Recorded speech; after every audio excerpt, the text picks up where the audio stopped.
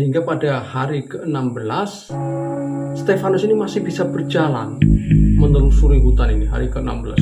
Nah, sampai pada akhirnya di luar sadar dia pun bisa menyeberangi sungai yang lebarnya 200 meter untuk menuju markas. Fokusnya Stefanus saat itu dia mau menuju markas di Timika untuk melaporkan kejadian tersebut kepada komandannya. Ketika Stefanus sudah dinyatakan sehat oleh tim dokter, dia diundang ke markas untuk makan bersama oleh komandannya. Nah, ketika Stefanus ini makan bersama di jamuan makan tersebut, karena dia bisa selamat dari kejamnya, ganasnya hutan Papua, jadi semua hidangan yang ada di situ itu dimakan habis oleh Stefanus, dilahap habis.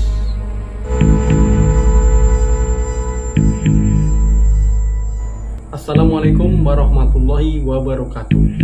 Berjumpa kembali dengan Mas Cokro kali ini. Seperti biasa, Mas Cokro akan menceritakan sebuah kisah-kisah mistis, kisah nyata, kisah horor. You must die.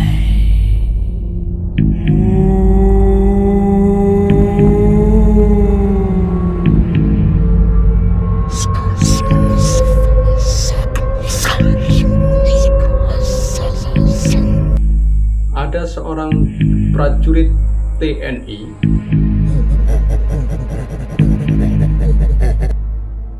dia pernah juga mengalami kejadian mistis di mana ketika dia ditugaskan di Papua waktu itu untuk menggerebek markas OPM yang dipimpin oleh Kelly Wali.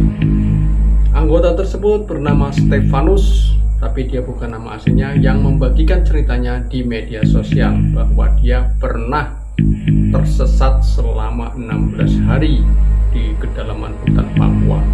Bisa kita bayangkan, di hutan Papua yang belum pernah dijamah oleh manusia, Stefanus ini pernah tersesat selama 16 hari. Dan hebatnya, selama 16 hari perbekalan sudah tidak ada, namun Stefanus bisa selamat dan bisa ditemukan dalam keadaan sehat.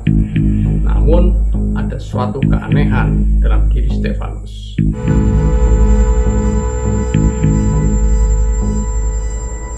Oke, untuk sahabat-sahabat semua, sebelum melanjutkan ceritanya, jangan lupa tekan tombol subscribe, aktifkan lonceng, like, and comment untuk membantu channel ini supaya lebih bisa berkembang dan bisa menghibur sahabat-sahabat semua. Oke ya.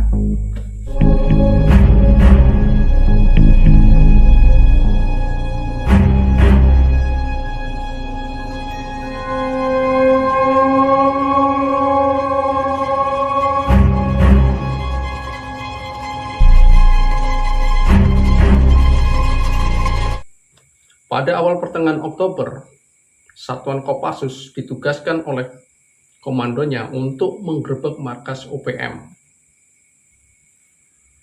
Perjalanan dari markas Stefanus ini menuju lokasi markas OPM itu perjalanan kaki sekitar 6 hari. Setelah ditugaskan, Stefanus beserta rombongannya berangkatlah mereka menuju markas OPM sebagai target sasaran.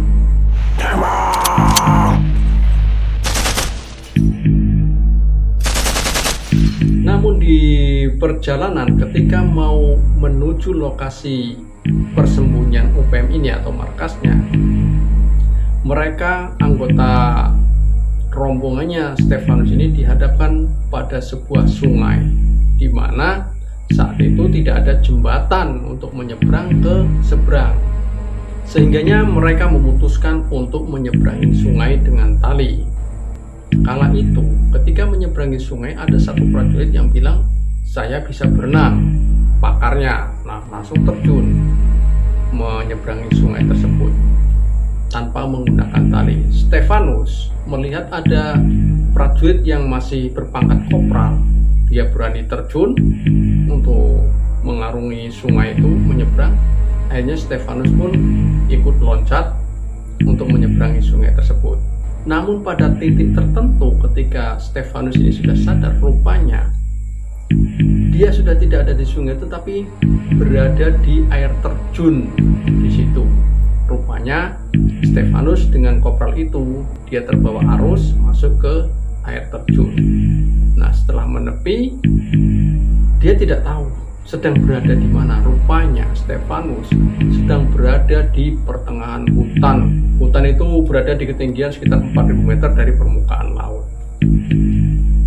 Stefanus teringat tadi ketika menceburkan dirinya ke sungai, dia berbarengan dengan kopral, anak buahnya. Nah, itu yang menjadi motivasi ketika dia bisa menepi dari air terjun tersebut. Dia termotivasi untuk mencari kopral tersebut yang ikut hanyut dengan dirinya.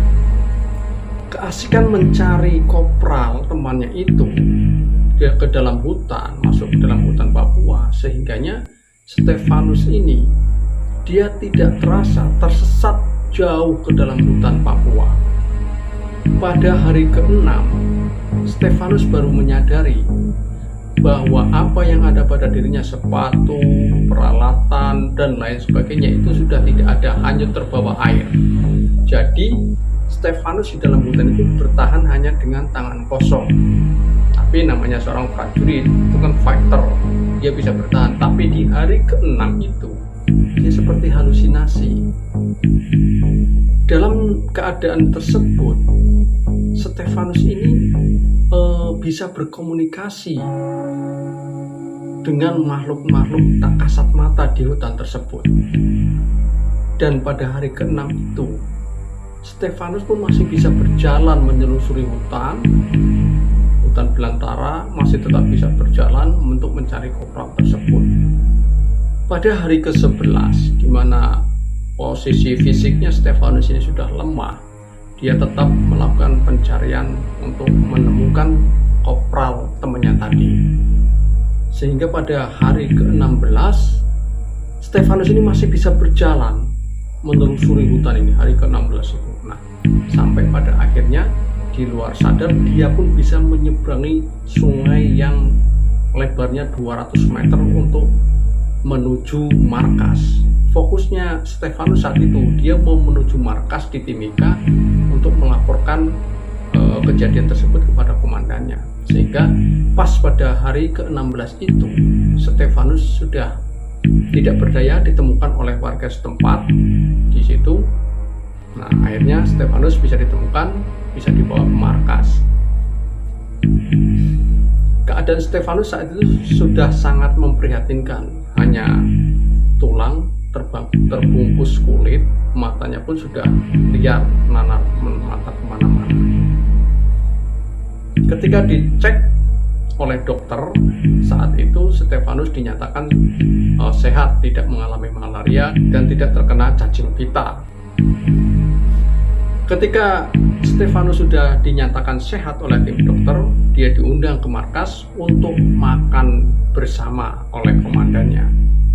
Nah, ketika Stefanus ini makan bersama di jamuan makan tersebut, karena dia bisa selamat dari kejamnya ganasnya hutan Papua, jadi semua hidangan yang ada di situ itu dimakan habis oleh Stefanus, dilahap habis.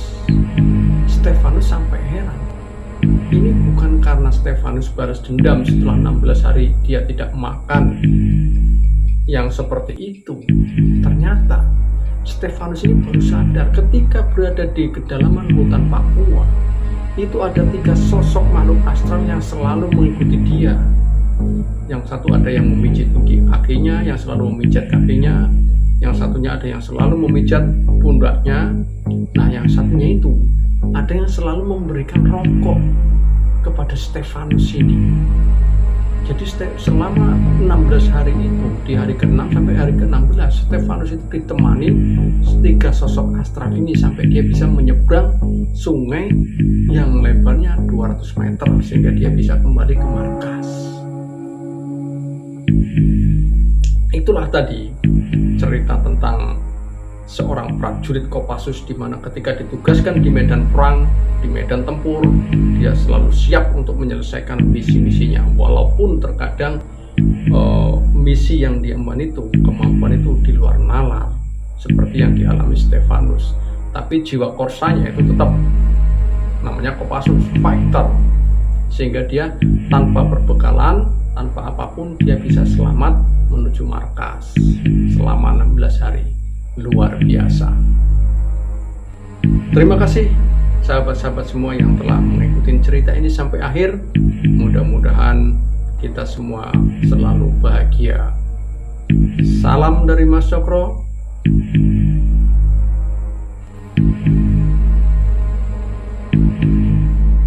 Akhirul kalam, wassalamualaikum warahmatullahi wabarakatuh.